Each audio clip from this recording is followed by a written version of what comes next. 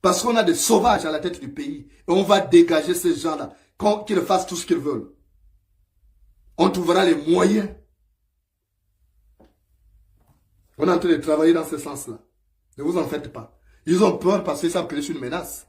Je ne viens plus voir que je suis peu présent sur Facebook. Parce que j'ai dépassé le stade du combat de Facebook. J'ai dépassé ce stade-là. On arrive à un autre niveau.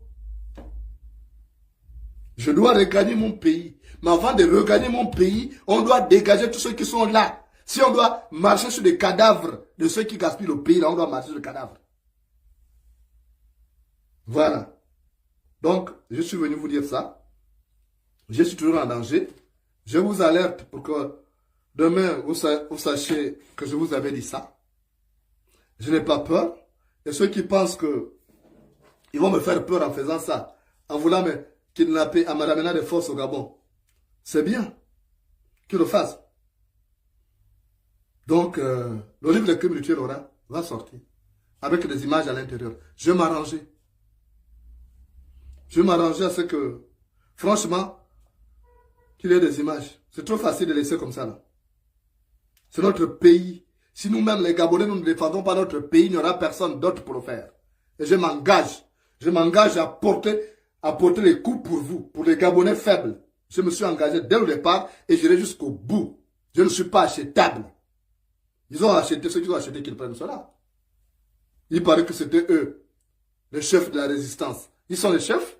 Mais si vous avez acheté le chef de la résistance, pourquoi vous voulez prendre encore un menu fretin comme Moulenda? Pourquoi vouloir chercher à kidnapper Moulenda pour le déporter au Gabon? Non? On n'a pas besoin de ça. Moi, je suis un menu fretin. Ils ont pris les chefs déjà de la résistance. La résistance est même décapitée. Ouais, elle a affaibli. Si on dit, ils ont pris les têtes de la résistance, ça signifie que la résistance est décapitée. Et quand on est décapité, on ne peut plus faire quoi que ce soit. Pourquoi poursuivre? Moi, je voulais seulement dire, les Gabonais qui viendront dans cette mission-là, c'est une mission suicide, sachez ça.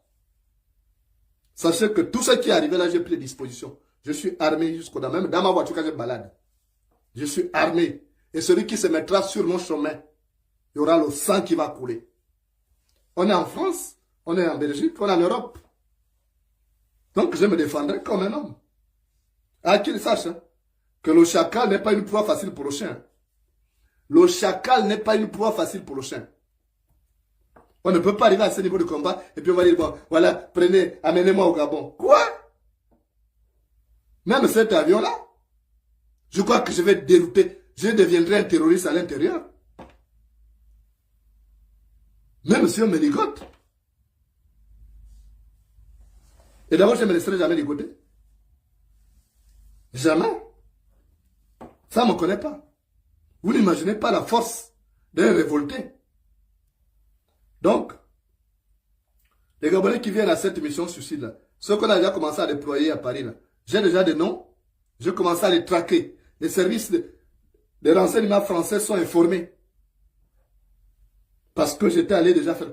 Donc, même le procureur de Paris est informé. Parce qu'ils ont dit, on n'est plus au niveau des plaintes. On n'est plus au niveau des plaintes, c'est terminé les plaintes. Ils m'ont assez fait ça. Et c'était même tant mieux parce que ça a permis de connaître que nous sommes au Gabon dirigé par des sauvages. Une bande de sauvages qui agit avec brutalité, comme c'est des brutes. Mais je ne me tairai jamais. Je ne me tairai jamais. Mais ceux qui viennent à cette émission-là, qu'ils sachent qu'il y aura deux cas. Ou c'est eux ou c'est moi. Le premier à voir l'autre tire. Le premier à voir l'autre tire. Ça va être ça. Donc je ne rigole pas. Ils pensent qu'ils sont plus vieux que moi, mais ils se trompent. Ils se trompent.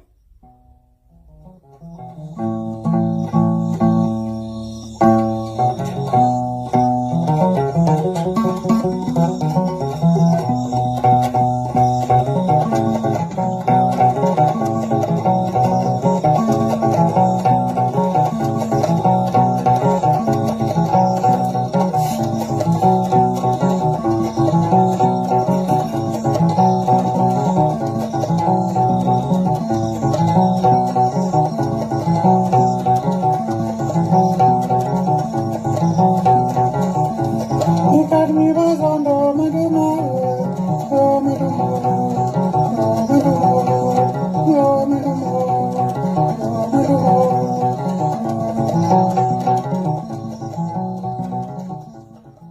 voudrais que ceux qui viendront à cette émission-là, qu'ils sachent, c'est une mission suicide. Ceux qui ont reçu la mission de me capturer, là, de me ramener au Gabon, là, qu'ils sachent que c'est une mission suicide. Parce que moi, j'ai déjà pris les dispositions. Je connais en face de qui je me trouve.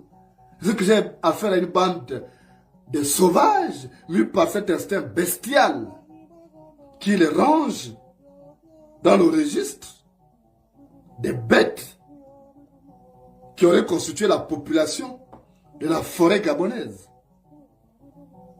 Ils ont pris les dispositions, ils ne savent pas que moi je sais ce qu'ils sont en train de faire. Alors, ils vont apprendre cela à leur dépens. Dans un village, il y avait un homme. Il y avait un homme qui avait 3 enfants. Et sentant sa mort venir, il a commencé à s'en préoccuper. Et il avait son voisin qui était son ami et son frère. Il s'appelait Mumbina.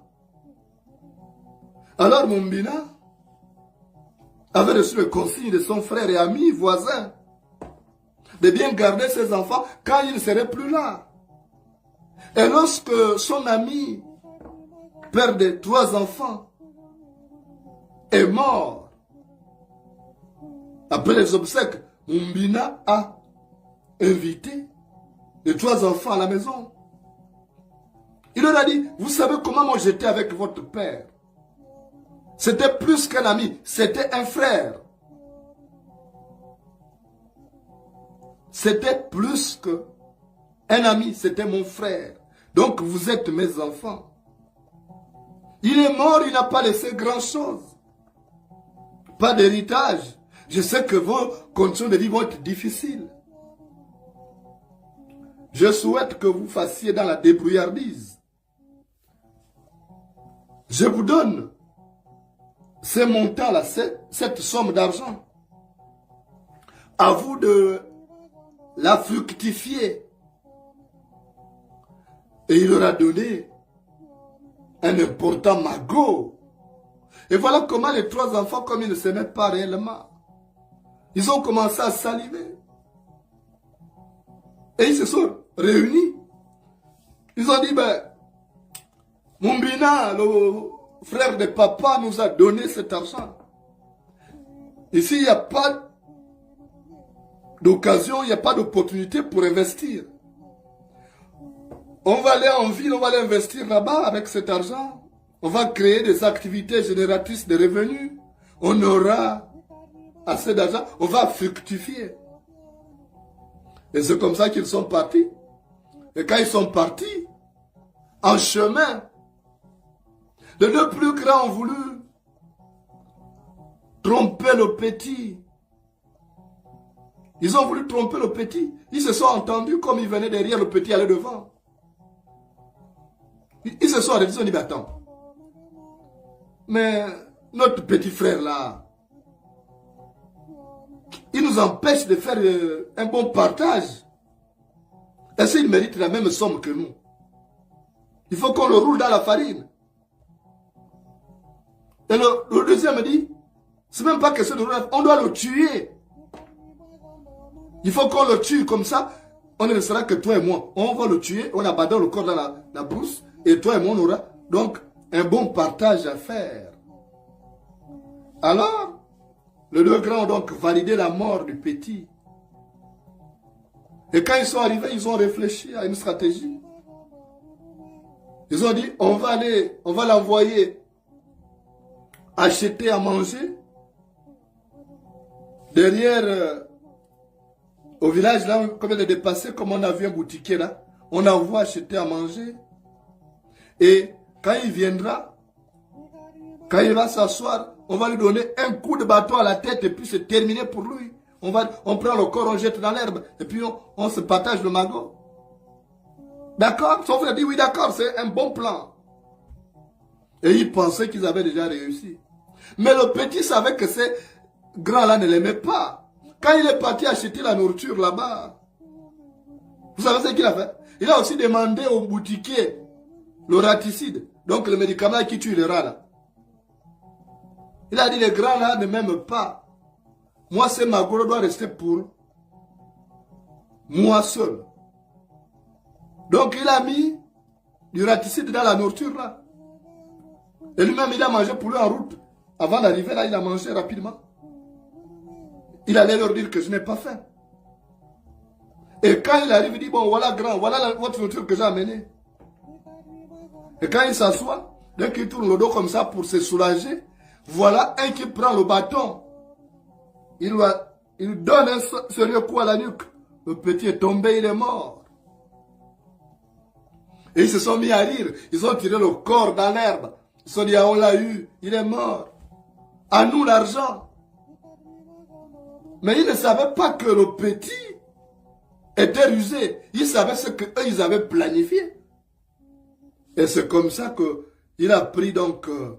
les deux ont pris la nourriture qu'il avait ramenée sans savoir que c'était empoisonné, qu'il y avait des raticides.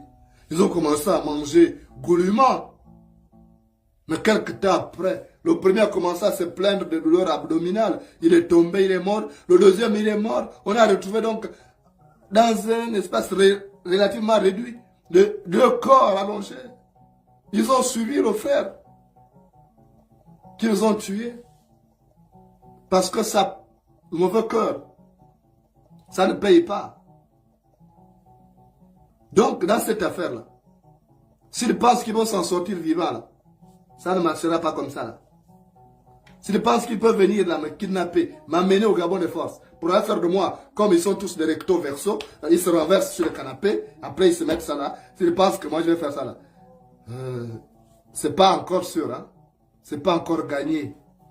Donc, que ceux qui viennent dans cette émission là, qu'ils sachent que le premier à voir l'autre tire, je ne me laisserai pas faire. Gabon direct.